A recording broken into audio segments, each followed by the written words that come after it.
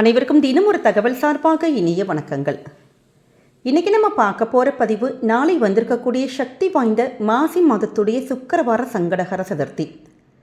வெள்ளிக்கிழமையோடு வந்திருக்கக்கூடிய இந்த ஒரு சதுர்த்தி நாளை யாருமே தவறவிடக்கூடாதுங்க. சங்கடங்களை நீக்குவது தான் சங்கடஹர சதுர்த்தி. எவ்வளவு கஷ்டங்களாக இருக்கட்டும், நமக்கு அப்படியே ஒரு டெட்லைன் சொல்லுவாங்க பாருங்கள், அப்படியே துவண்டு போயிட்டு இதுக்கப்புறம் வாழ்க்கையில் நமக்கு எதுவுமே இல்லை, என்னப்பா இது இவ்வளோ ஒரு சங்கடங்கள் வந்துக்கிட்டே இருக்குது அப்படின்னு நம்ம யாரெல்லாம் அப்படியே ரொம்ப விரக்தியோட உச்சத்தில் இருக்கிறோமோ, நம்ம போய் சேவிக்க வேண்டிய ஒரே தெய்வம் பிள்ளையார் தான். பிள்ளையாருடைய வழிபாடுகள் எல்லாமே எளிமையான வழிபாடுகள்.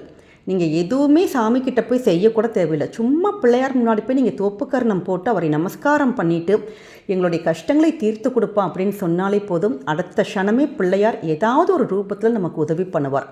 அப்படிப்பட்ட ஒரு எளிமையான கடவுள் தான் நம்முடைய கணபதி. அப்படி நாளைக்கு வந்திருக்கக்கூடிய இந்த விசேஷமான நாட்களில் நம்ம செய்யக்கூடிய ஒரு எளிமையான வழிபாட்டு முறை தான் தெரிஞ்சுக்க போகிறோம். பொதுவாகவே வெள்ளிக்கிழமையோடு இப்படி சதுர்த்தி நாள் வந்தாலே நம்ம குடும்பத்திற்கான மகாலட்சுமி யோகம், நல்லபடியான ஒரு பணவரவு, நம்முடைய பணப்பிரச்சனைகள் தீருதல், பண கஷ்டங்கள் எல்லாம் தீருது. யார்கிட்டையாச்சும் கொடுக்கல் வாங்கல் நம்ம அப்படி பணம் கொடுத்துருப்போம் பார்த்திங்களா, பல வருஷங்களாக அந்த பணம் போன பணம் திருப்பி நம்ம கைக்கு வந்திருக்காது. அப்படிப்பட்ட பணம் பிரச்சனை கூட தீர்வதற்கான ஒரு சக்தி வாய்ந்த நாள் தான். நல்லபடியாக பணம் பெருகணும், வருமானங்கள் பெருகணும், நம்முடைய கடன் தொல்லைகளை எல்லாம் நீங்கணும் சொல்லிட்டு செய்யக்கூடிய எளிமையான ஒரு மெத்தடு தாங்க இப்போ நம்ம ஷேர் பண்ண போகிறோம். பதிவுக்குள்ளே போகிறதுக்கு முன்னாடி நம்முடைய சேனலை நீங்கள் இப்போ வரைக்கும் சப்ஸ்கிரைப் பண்ணாமல் பார்த்துட்ருக்கீங்கன்னா கண்டிப்பாக சப்ஸ்கிரைப் பண்ணிக்கோங்க. அப்போ தான் எங்களுடைய எல்லா நல்ல நல்ல பதிவுகளுமே உடனுக்குடனே வரும். பக்கத்தில் இருக்கக்கூடிய பெல் பட்டனை மறக்காமல் கிளிக் பண்ணிக்கோங்க. இப்போ பதிவை பார்க்கலாம். ஒவ்வொரு மாதமும் வரக்கூடிய பௌர்ணமி அமாவாசைக்கு அடுத்து வரக்கூடிய 4வது நாள் தான் நமக்கு வளர்பிறை தேய்பிறை சங்கடர் சதுர்த்தியை நம்ம கொண்டாடுறோம். நாளைக்கு வந்திருக்கக்கூடிய இந்த அற்புதமான நாளை இன்னொரு சூக்ஷ்மமான ஒரு விஷயம் இருக்குது. என்னன்னு கேட்டிங்கன்னா, நாளைக்கு சனிப்பெயர்ச்சி வேறு நமக்கு நடக்க போகுது.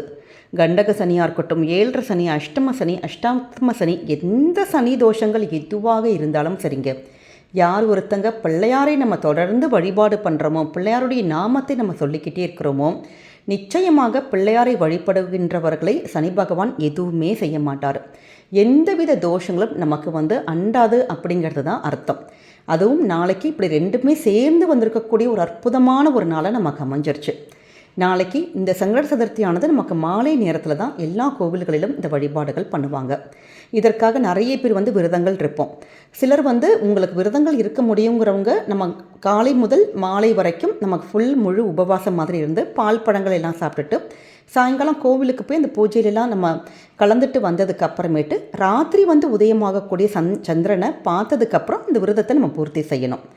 அப்படி இல்லை, எங்களால் இது மாதிரி பண்ண முடியல அப்படிங்கிறவங்க எளிமையான சைவ உணவுகள் மட்டும் எடுத்துக்கிட்டு அசைவ உணவுகளை தவிர்த்து பிள்ளையாரை மனமுருகி நினைத்தாலே போதும். நாளைக்கு நம்ம செய்யக்கூடிய எளிமையான வழிபாடுங்க. இந்த வழிபாடு எப்போ செய்யணும்னு கேட்டிங்கன்னா, மாலை நேரத்துக்கு அப்புறம் பண்ணுறது தான் விசேஷம். குறிப்பாக அந்த விசேஷமான நேரங்கிறது ராத்திரி வரக்கூடிய 8 to 9 சுக்கிரஹோரை. நமக்கு சுக்கிரனுடைய ஒரு ஆதிக்கம் நிறைந்த அந்த ஒரு நேரத்தில் இந்த பணக்கஷ்டங்கள் பணப்பிரச்சனைகள் தீர்வதற்கான இந்த வழிபாடுகள் பண்ணுறப்ப மகாலட்சுமி யோகமும் நமக்கு சேர்ந்து கிடைக்கும். சுக்கிர பகவானுடைய அருளும் பிள்ளையாருடைய அருளும் சேர்ந்து கிடைக்கும். அப்படி உங்கள் வீட்டில் இருக்கக்கூடிய பிள்ளையாருடைய படம் இல்லாட்டி விக்கிரகத்துக்கு நல்ல மஞ்சள் குங்குமம் எல்லாம் போட்டெல்லாம் வச்சுட்டு என்ன பூக்கள் இருக்கோ நீங்கள் வச்சு பண்ணிக்கலாம். குறிப்பாக நமக்கு எப்பயுமே அருகம்புல் வச்சு நம்ம வழிபாடு பண்ணுறது தான் ரொம்ப ரொம்ப விசேஷம். அதனால் மறக்காமல் இந்த அருகம்புல் மட்டும் நாளை தினம் வாங்கி பிள்ளையாருக்கு நீங்கள் சமர்ப்பிச்சிருங்க. அதே மாதிரி சின்னதான ஒரு மஞ்சள் பிள்ளையார், எந்த ஒரு பூஜை வழிபாடுகளாக இருந்தாலும் பிள்ளையாரை நீங்கள் மஞ்சளில் பிடிச்சி உங்கள் வீட்டில் அப்படி பூஜை பண்ணி பாருங்களேன். அந்த குடும்பத்தில் நல்ல ஒரு விருட்சங்கள் நல்லபடியாக எல்லாமே பெருகி நமக்கு தந்துகிட்டே இருக்குங்கிற ஒரு ஐதீகம் இருக்குது. ஸோ நமக்கு பூஜைக்கான சுத்தமான மஞ்சளில் நமக்கு பன்னீர் இல்லாட்டி தண்ணீர் விட்டு குழைச்சிட்டு ஒரு பித்தளை தட்டில் நீங்கள் வைக்கலாம், வாழை இலையில் வைக்கலாம், இல்லாட்டி வெள்ளி தட்டு ஏதாச்சும் இருக்குன்னா எந்த தட்டு அது மாதிரி இருந்தாலுமே, ஆனால் எவர் சில்வர் மட்டும் நமக்கு கூடாது.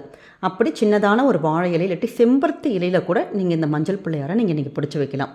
அதற்கு ஒரே ஒரு மஞ்சள் குங்குமம் போட்டு மட்டும் வச்சுட்டு கூடவே ஒரே ஒரு 5 ரூபாய் நாணயம் அந்த பிள்ளையாருக்கு பக்கத்தில் நீங்கள் வச்சுருங்க. அவ்வளோதான். வச்சு முடிச்சதுக்கப்புறமேட்டு நீங்கள் உங்கள் கிட்ட இருக்கக்கூடிய அருகம்புல் வாசனையான பூக்கள் நம்ம சமர்ப்பிச்சிடணும். சுவாமிக்கு நிவேதனமாக உங்களுக்கு என்ன பக்ஷங்கள் செய்ய முடியுமோ, கொழுக்கட்டை பண்ணுறது, சுண்டல் பண்ணுறது, அப்படி எது வேணாலும் பண்ணிக்கலாம். அப்படி எதுவுமே பண்ண முடியாட்டி கூட ஒரு வெத்தலை பாக்கு பழம் தேங்காய் இது மட்டும் வச்சுட்டு நாளைக்கு சொல்லக்கூடிய விசேஷமான சுண்டல், அதாவது மொச்சை சுண்டல் மட்டும் நீங்கள் நாளைக்கு நம்ம ரெடி பண்ணிக்கணும். ஏன்னு கேட்டிங்கன்னா, இந்த வெள்ளை மொச்சை அப்படிங்கிறது வந்து நமக்கு அந்த மகாலட்சுமிக்கு உரியது. நாளைக்கு வெள்ளிக்கிழமை சுக்கிர பகவானுக்கு உரிய ஒரு தானியமே இந்த மொச்சை தான். அதனால் நம்ம காலையிலே வீட்டில் நம்ம ஊற வச்சுட்டா நமக்கு ராத்திரிக்குள்ளே நமக்கு கண்டிப்பாக அது ரெடி ஆயிரும். அப்படி ஒரே ஒரு கைப்பிடி மட்டும் நீங்கள் எடுத்து அந்த மொச்சை சுண்டல் நீங்கள் ரெடி பண்ணிவிட்டு அதோடு கூட பிள்ளையாருக்காக ஒரு அச்சு வெல்லம் மட்டும் நீங்கள் பூஜைக்கு வச்சுருங்க. இவ்வளோதாங்க. ஒரே ஒரு நெய் தீபம் மட்டும் நம்ம பூஜை அறையில் ஏற்றிட்டு சுவாமிக்கு வந்து நம்ம தீப ஆராதனைகள் காமிக்கலாம். இப்படி பண்ணுறப்ப நம்ம சொல்லக்கூடிய சக்தி வாய்ந்த மந்திரங்கள் இருக்குது. நம்முடைய பண கஷ்டங்கள் எல்லாம் தீரணும், நல்லபடியாக வருமானங்கள் பெருக்கணும் அப்படின்னு சொல்லிட்டு தனிப்பட்ட அந்த பண விஷயத்துக்காக மனமுருகி நீங்கள் நல்லா வேண்டி இந்த சக்தி வாய்ந்த மந்திரத்தை உங்களால் முடியும் அப்படின்னா 108 முறை நீங்கள் சொல்கிறது ரொம்ப ரொம்ப விசேஷம். அப்படி முடியலமா அப்படிங்கிறவங்க 27 முறை இந்த மந்திரத்தை சொல்லிவிட்டு இந்த வழிபாடை பண்ணலாம். அப்படிப்பட்ட சக்தி வாய்ந்த மந்திரம் ஓம் வக்ரதுண்டாய ஹும் நம, ஓம் வக்ரதுண்டாய ஹும் நம. அதே மாதிரி லக்ஷ்மி கணபதியின் மூல மந்திரம். இந்த ஒரு மந்திரமானது லக்ஷ்மியுடைய ஒரு யோகத்தையும் கணபதியின் அனுகிரகத்தையும் நமக்கு ஒரு சேர தரக்கூடிய அற்புதமான மந்திரம். ஓம் ஸ்ரீம் கம் சௌமியாய கணபதியே வரவரத சர்வஜனமே வசமானய நமக. ஓம் ஸ்ரீம் கம் சௌமியாய கணபதியே வரவரத சர்வஜனமே வசமானய நமக. இந்த மந்திரத்தை நீங்கள் சொல்லிவிட்டு ஆத்மார்த்தமாக உங்களுடைய பிரச்சனைகளையும் சுவாமிக்கிட்ட நீங்கள் சொல்லி முடித்ததுக்கப்புறமேட்டு தேங்காய் வச்சுருக்கோம் பார்த்தீங்களா, அந்த தேங்காவை நம்ம உடச்சிட்டு நம்ம அந்த அதில் இருக்கக்கூடிய தேங்காய் தண்ணியால் ஒரு சொட்டு ஒரு ஐதீகத்துக்கு அந்த மஞ்சள் பிள்ளையார் மேலே ஒரு அபிஷேகம் பண்ணுற மாதிரி கொஞ்சோண்டு நீங்கள் இப்படி ஊற்றுங்க. அதிலேருந்து கொஞ்சம் லைட்டாக வரும் பார்த்திங்களா மஞ்சள், கொஞ்சம் தண்ணி பட்டவுடனே கொஞ்சம் நமக்கு கரைய ஆரம்பிக்கும். அந்த மஞ்சளை கையோடு நம்ம பிரசாதமாக எடுத்து நம்ம வீட்டில் இருக்கிறவங்க எல்லாருமே வச்சுக்கலாம். நம்ம அந்த மஞ்சள் பிள்ளையாருக்கும் சரி, நம்ம வீட்டில் இருக்கக்கூடிய இந்த விக்கிரகத்துக்கும் தீப ஆராதனைகள்லாம் காமிச்சு பூஜைகளை முடிச்சுக்கலாம். வீட்டிலேயே நீங்கள் இருக்கீங்கன்னா உங்கள் இருக்கக்கூடிய பிரசாதத்தை அந்த மொச்சை சுண்டலை நம்ம எல்லாருமா சாப்பிட்டுக்கலாம். இப்போ நிறைய நீங்கள் பண்ணியிருக்கீங்கன்னா அக்கம் பக்கம் இருக்கவங்களுக்கும் நீங்கள் ஷேர் பண்ணிவிட்டு கூட சாப்பிடலாம்.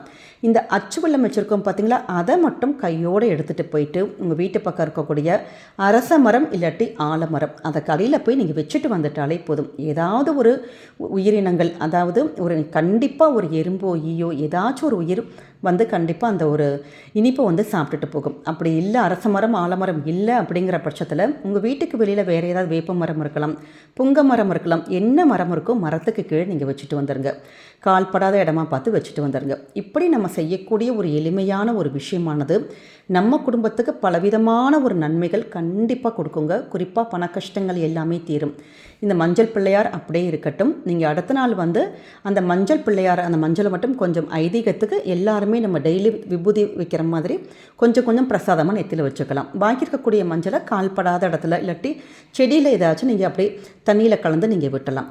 அந்த 5 ரூபாய் நாணயம் இருக்குது பார்த்தீங்களா, அதை கையோடு எடுத்துகிட்டு போய் உங்கள் வீட்டோட கேஷ் பாக்ஸில் இல்லாட்டி சின்ன ஒரு முடிச்சு மாதிரி போட்டுட்டு இல்லை ஜிப்லாக் கவரில் இல்லாட்டி ஒரு நியூஸ் பேப்பர்லையாச்சும் மடக்கிட்டு உங்கள் கேஷ் பாக்ஸில் எடுத்து வச்சுருங்க. கண்டிப்பாக நல்லபடியாக ஒரு பணவரவு உங்களுடைய வீட்டில் இருந்துக்கிட்டே இருக்கும். இந்த 5 ரூபாயை நீங்கள் அடுத்த மாதம் ஆகிறப்ப அதோட கூட ஏதாவது சேர்ந்து ஒரு எக்ஸ்ட்ராவாக பணம் போட்டு பூஜைக்கான பூக்கள் வாங்கி சுவாமிக்கு நம்ம கொடுத்துடலாம். இப்படி மாதம் மாதம் வரக்கூடிய, அதுவும் வெள்ளிக்கிழமையோடு வந்திருக்கக்கூடிய சங்கட சதுர்த்தினால் இந்த எளிமையான வழிபாடுகளை நம்முடைய பண கஷ்டத்தை நிச்சயமாக நிவர்த்தி பண்ணும். நம்முடைய கமெண்ட் செக்ஷனில் பிள்ளையாருடைய சக்தி வாய்ந்த ஓம் கம் கணபதியே நமக அப்படிங்கிற அற்புதமான மந்திரத்தை பதிவிடுங்க. பிள்ளையாருடைய அனுகிரகத்தால் உங்களுடைய கஷ்டங்கள் எல்லாம் தீரட்டும் சொல்லிட்டு நாங்களும் இறைவன்கிட்ட பிரார்த்தனை பண்ணிக்கிறோம். இந்த பதிவானது உங்கள் எல்லாருக்குமே பிடிச்சிருக்கும்னு நினைக்கிறோம். பிடிச்சிருந்தால் மறக்காமல் ஃப்ரெண்ட்ஸ் அண்ட் ஃபேமிலி மெம்பர்ஸ்க்கு ஷேர் பண்ணுங்கள். அவங்களும் இதை பார்த்து பயன்பெறட்டும். நம்முடைய சேனலை நீங்கள் இப்போ வரைக்கும் சப்ஸ்கிரைப் பண்ணாமல் பார்த்துட்ருக்கீங்கன்னா கண்டிப்பாக சப்ஸ்கிரைப் பண்ணி உங்களுடைய ஆதரவுகள் சப்போர்ட்டுகள் நமக்கு என்றைக்குமே கொடுக்கணும். மீண்டும் வேறொரு நல்ல பதிவில் சந்திக்கிறோம். நன்றி, வணக்கம்.